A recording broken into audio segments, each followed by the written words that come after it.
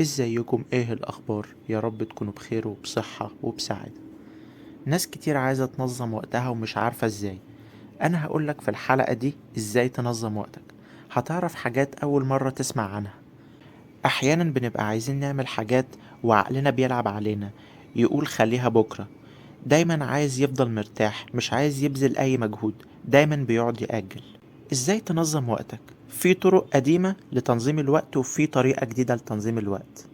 أول طريقة من الطرق القديمة هو التو دو ليست، أو تعمل قائمة كده بالحاجات اللي لازم تعملها في خلال يومك. أكيد سمعت عن الطريقة دي قبل كده. الطريقة دي تبان إنها سهلة وإنها هتنظم لك يومك، بس ليها عيب خطير جدا. هي إنها مش بتلزمك إنك تنجز الحاجات اللي عليك في وقت محدد، يعني بتقولك اعملهم وقت ما انت عايز، مش حاطالك ديدلاين بمعنى أصح. تاني طريقة من الطرق القديمة هي إنك تعمل كالندر أو أجندة، بتكتب قايمة بالحاجات اللي انت عايز تعملها وبتحط قدامها وقت معين. لكن عيبها انك انت لو اتأخرت بس دقيقة عن انك تعمل الحاجة المعينة دي، بتحس ان يومك كله اتضرب، يومك كله باظ خلاص، مش هتقدر تعمل كل الحاجات المطلوبة منك. نيجي للطريقة الجديدة، ودي طريقة ب1,000,000 جنيه. زي ما هو واضح قدامك دلوقتي، في 4 مربعات. مربع رقم 1 من على الشمال، مربع رقم 2 ناحية اليمين، مربع رقم 3 في الشمال تحت، مربع رقم 4 في اليمين تحت. مربع رقم 1 حاجات عاجلة ومهمة، زي مثلا ان انت تنجز حاجات معينة في شغلك، امتحانات، مقابلات، زيارات مهمة لحد مريض مثلا. مربع رقم 2 حاجات مش عاجلة بس مهمة، زي انك تخطط، زي انك انت تهتم بعلاقاتك.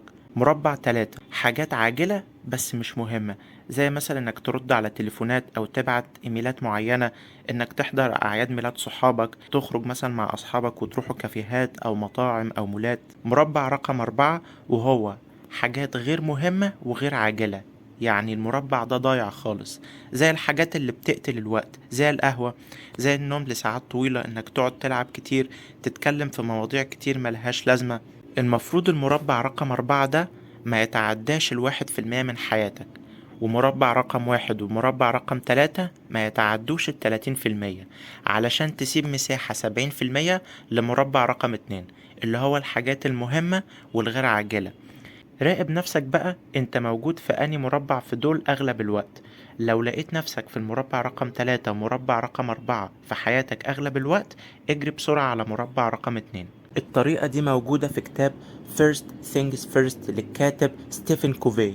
أهم حاجة لازم تركز في أهدافك، وتبعد عن أي حاجة بتشتتك وبتعطلك عن أهدافك. شكرا جدا، وأشوفكم على خير الحلقة الجاية. كل الصحة، كل السعادة. سلام.